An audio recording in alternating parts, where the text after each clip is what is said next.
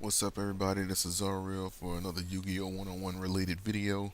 And this video is going to be a tips video. I haven't did a Yu-Gi-Oh! 101 tips video in a long time, and I had this on my list that I've shown in my notebook. Um, I was going to speak on, and so we can just cross that one off the list. Matter of fact, snag this real quick. We're going to cross this off the list. Where are you? Where are you? Where are you? Right here. Mm, Yu-Gi-Oh! 101 tips. And the name of this video is going to be Know Your Build. Now, I'm not going to speak about the obvious things, not necessarily the obvious things. I mean, I will speak on the obvious, obviously, Captain Obvious. But I'm also going to speak on some things that not a lot of people seem to pay attention to. So I'm going to be speaking on the obvious and the not so obvious.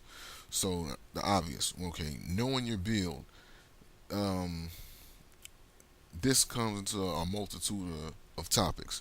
Knowing how to build it, knowing what to use, when to use, knowing if this build that you're trying to go for needs less monsters and more spells and traps, or more monsters and less spells and traps, or more spells than traps than monsters than or more traps.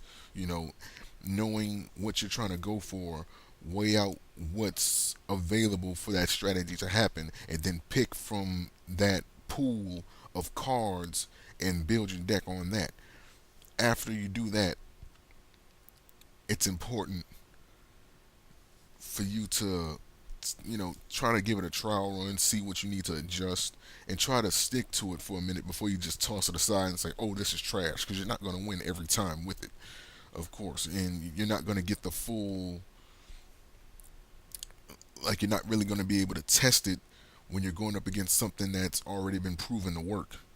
Mind you, you're going up against strategies that's pretty much already working, or that's already been proven to work.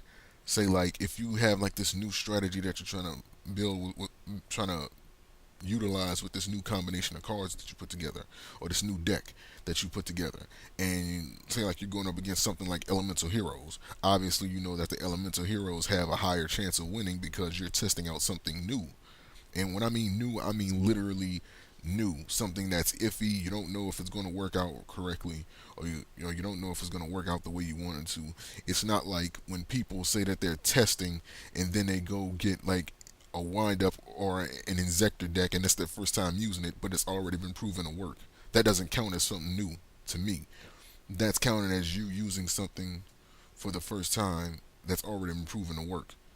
So you're not really testing anything when you're really doing that. So yeah, I don't give a fuck if y'all try to bring that technical crap to me. That's not testing. It already been proven to work. What the hell are you testing? You're just using something that you haven't used before that's already been proven to work. So I don't need to elaborate on that anymore. But there's this term called autoplay. And a lot of times that term gets approached with negativity because when people use decks, quote unquote, that are autoplayed, it's builds that pretty much are considered to just, that are able to play themselves. Like, and the reason why it's approached with negativity is because it's like people don't put that much thought into making a build. They don't put that much skill into it. It's like it takes no effort, pretty much.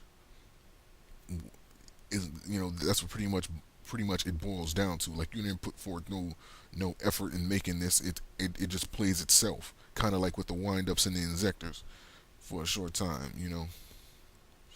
But autoplay also can be, well, that also applies to builds that you are just familiar with and you just know how they work, which also goes back to knowing your build. When you know what you're going to do, when you know your strategies, like for example, like you have a main strategy and then you have a couple backup strategies. At least that's how I make my decks.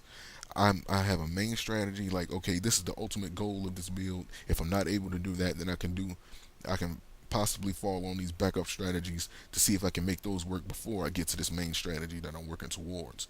And you know, and you play with it for so long, you know, okay, I do this, I do this, I do this, I do this, and bam, ace. You know, my ace monster, my ace strategy or whatever, it comes into play. So autoplay doesn't always have to be approached with negativity. It's it's something that can also be something positive just by you knowing what to do and when to do it. Another thing that, again, this goes back to what's not so obvious. Knowing the rulings. I've spoken about this in previous Yu-Gi-Oh 101 tip videos, Yu-Gi-Oh 101 discussion videos, etc. When you make a new build, and once you build your deck and you feel like, okay, this is going to be my main deck, uh, one of the first few things you should do, in all honesty, is check the rulings on the cards that you have. See if when they come across certain situations, what to do, because by knowing that, like, I've seen people get tricked by their opponents because they didn't know their own rulings. They said the opponent says, like, you don't know what to do, but your opponent says, oh well, this is supposed to happen, and by you not paying attention to the rulings, you let this happen. For example, when, say for example, your opponent had Obelisk the Tormentor on their side of the field for one turn, and then on your turn, you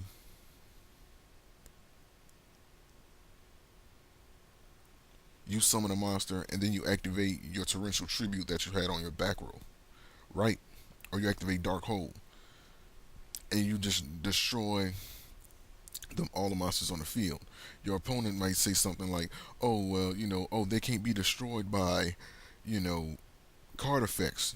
Well, if they would look at their own card, and if you would pay attention to the rulings, which in this case it wouldn't even be necessary, but sometimes you need to explain to, I hate to say this, but dumb people, you know, read the damn card. You can look at it right there. It says that this card can't be destroyed by cards that target it. You know, it didn't say anything about cards that don't target. So the monster can still be destroyed by card effects, just not by card effects that target it. So if cards like Torrential Tribute destroy all the monsters on the field and it doesn't target, and it's been one turn since Obelisk the Torment have been on the field, then it's pretty much, it's able to get destroyed by those cards. So you know what I mean?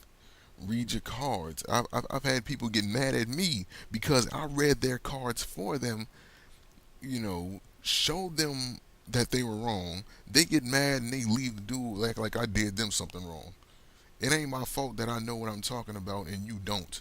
So, in order to avoid those situations, you know, pay attention to the rulings, make sure that you read your cards, know your build, and make sure that you have the proper knowledge on when your deck goes up against these certain situations. You pretty much know what to do, even though your opponent may not. That way, you can. That way, if they try to argue with you that it's something different, you know for a fact that it's supposed to go this way. So they can't really try to bully you into, you know, saying that it's this when it's really this, or when it's really that. You know what I mean? So that's pretty much how this goes. So like I don't really do these for like a long period of time. I just get straight to the point and I end the video there. So that's what I'm going to do now. So again, Yu-Gi-Oh 101 tips: know your build. Auto plays aren't always a bad thing, and know your rulings and make sure that you read your cards. That's pretty much like one of the best tips I can give you when it comes to this game. Peace.